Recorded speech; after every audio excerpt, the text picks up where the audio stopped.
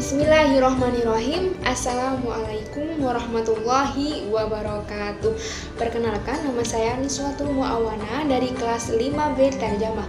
Pada video kali ini saya akan membahas mengenai al-ismu min haitsu biniyatihi wa ta'yinihi, yaitu nomina ataupun isim yang berdasarkan komponen akhir dan kejelasan makna.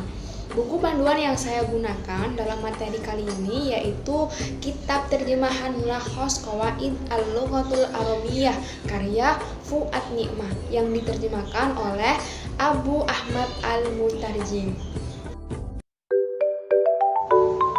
Baik, yang pertama saya akan menjelaskan mengenai al-ismu min haitsu biniyatihi atau nomina yang berdasarkan bentuk akhirnya. Nomina ini dibagi menjadi dua. Yang pertama isim ghairu sahih akhir, yang kedua adalah sahih akhir. Nah, pada isim ghairu sahih akhir ini dibagi lagi menjadi tiga. Yang pertama yaitu isim maksur. Isim maksur ini adalah isim mu'rab yang akhirnya itu alif lazimah atau alif maksurah dan huruf sebelumnya adalah fathah. Contohnya al-aso, al-huda, al-fatah. Dan ini adalah beberapa contoh dari isim maksur. Isim maksur ini apabila dalam keadaan marfu, mansub ataupun majrur akan selalu tetap sama, tidak ada perubahannya. Contohnya dalam keadaan mansub, dakhaltu al-malha. Al-malha di sini adalah sebagai maf'ul yang mana harus di fathah. Akan tetapi tidak ada perubahan dalam isim maksur al-malha ini dan penulisan ataupun bacaannya tetap sama. Contohnya yang kedua dalam marfu, ja al-fatah. Nah, al-fatah di sini harusnya dhammah karena dia adalah fa'il. Namun al-fatah di sini adalah isim maksurah yang mana tidak ada perubahan ketika dalam keadaan marfu, majrur ataupun mansub. Jadi al-fatah ini tetap dibaca al-fatah meskipun dalam keadaan marfu. Kemudian contoh yang ketiga adalah dalam majrur. Contohnya ittaqatu alal aso. Alal aso di sini adalah jar majrur. Al aso harusnya dibaca kasro karena terdapat partikel ataupun huruf ala. Namun al aso di sini adalah isim maksurah yang seharusnya di kasro, akan tetapi isim maksurah ini selalu tetap apabila dalam keadaan maksur, majrur dan mansub. Jadi al aso tetap dibaca al aso meskipun dalam keadaan majrur. Pembagian isim ghairu sahih akhir yang kedua yaitu isim manqus.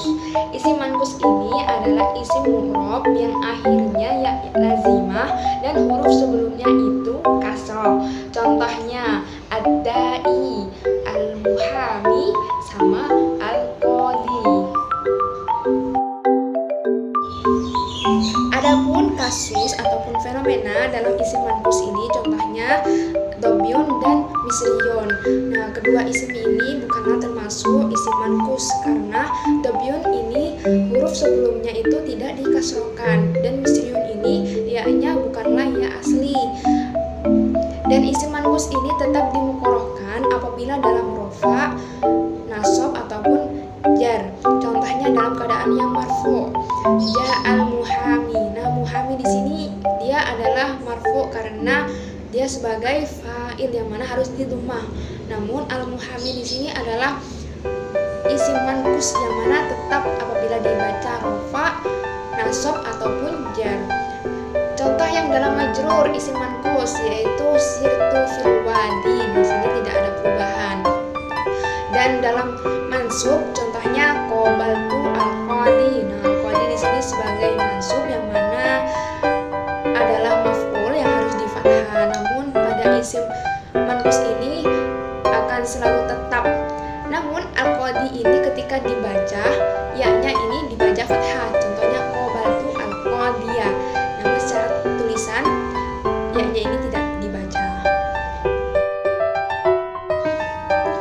Bentuk ketiga dari isim ghairu sahih akhir yaitu isim mamdud.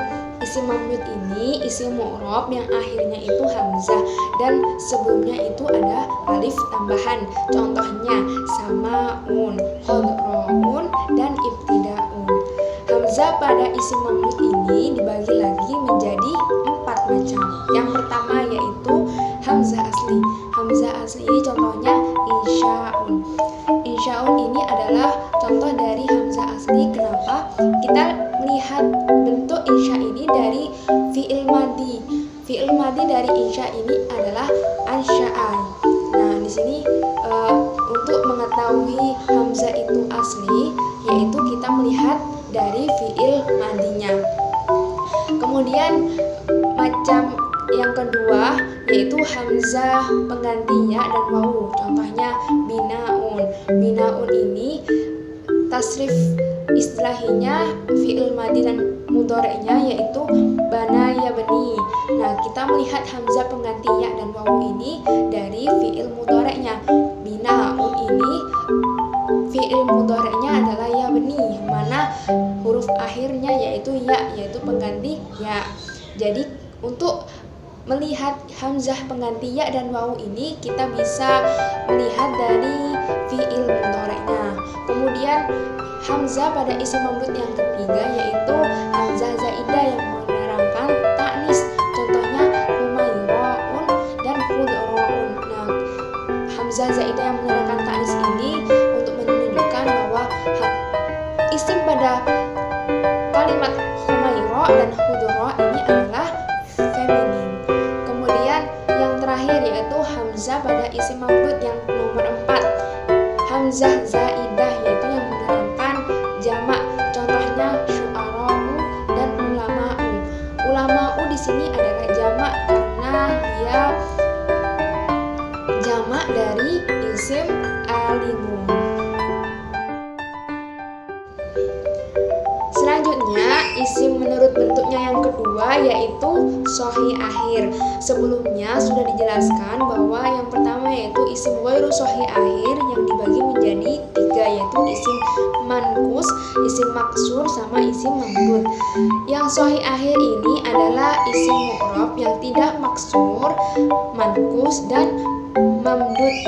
Contohnya hajarotun yang artinya batu, kemudian rojulun yang artinya pria, kemudian dobyun yang artinya ember.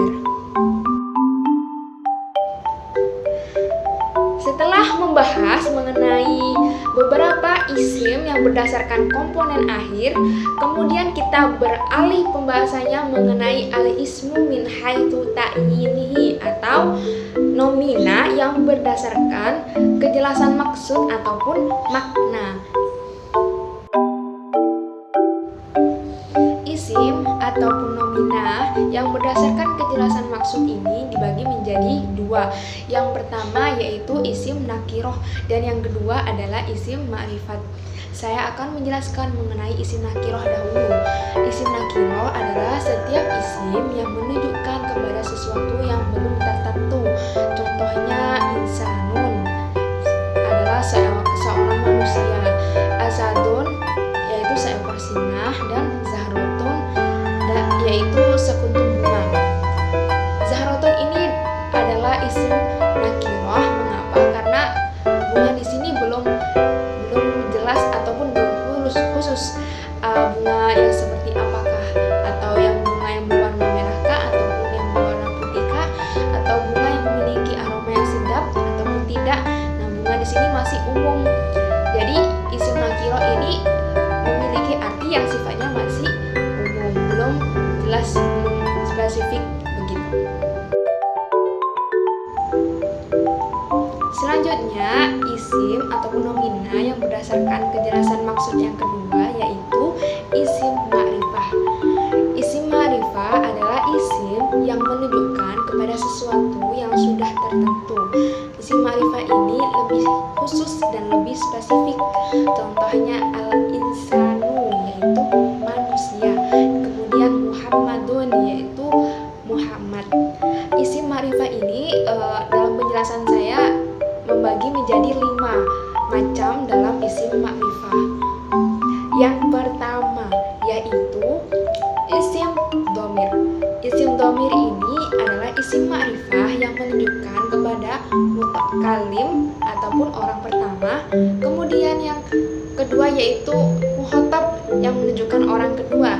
Dan selanjutnya ghaib yang menunjukkan orang ketiga. Contohnya huwa, huma, hum, hiya, huma, hunna, anta, antuma, antum, anti, antuma, antunna, ana, nahnu.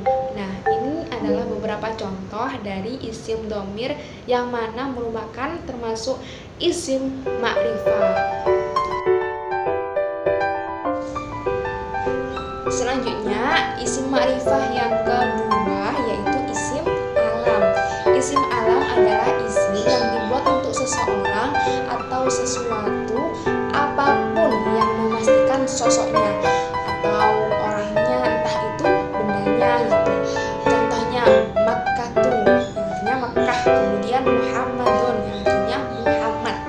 Nah, isim alam ini dibagi menjadi dua macam. Yang pertama yaitu murtajil. Murtajil adalah isim yang tidak pernah digunakan untuk selain nama. Jadi isim murtajil ini hanya digunakan untuk nama. Contohnya Su'ad, Baghdad, Zainab, kemudian Yusuf. Nah, keempat contoh ini hanya digunakan untuk nama, tidak digunakan untuk penyebutan entah itu sifat ataupun entah itu fiil.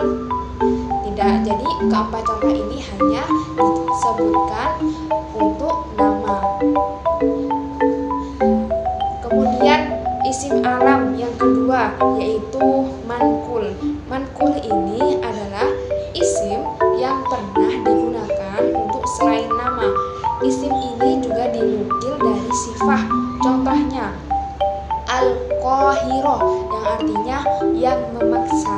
Kemudian yang kedua Syarif yang artinya yang paling bersinar. Kemudian yang selanjutnya yaitu Hasan yang artinya baik. Nah, ketiga contoh ini juga bisa digunakan untuk sifat. Selain untuk nama juga bisa disebutkan. Untuk sifat pun ketiga contoh macam ini juga bisa digunakan begitu.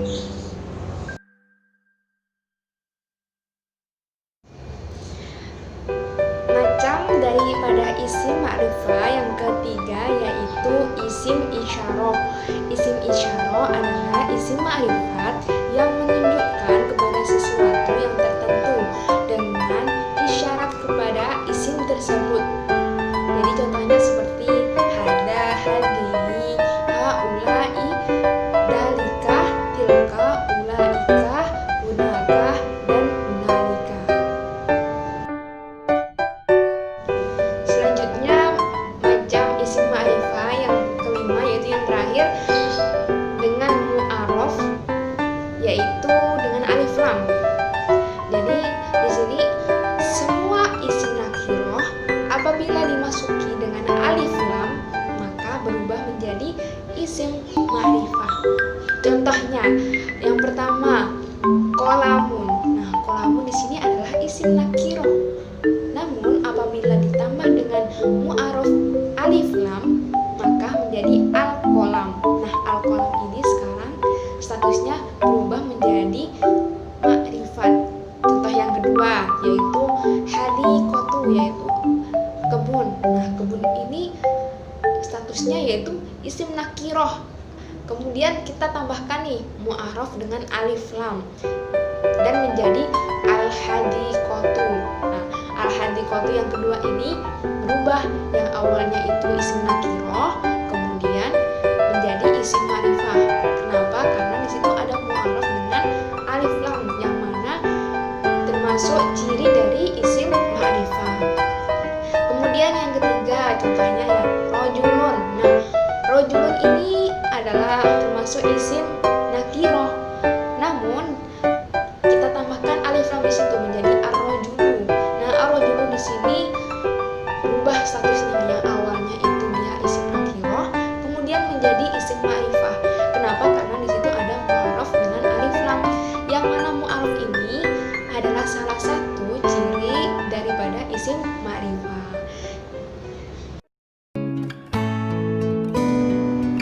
Sekian penjelasan mengenai al-ismu min haitsu biniyatihi wa ta'yinihi, yaitu nomina yang berdasarkan komponen akhir dan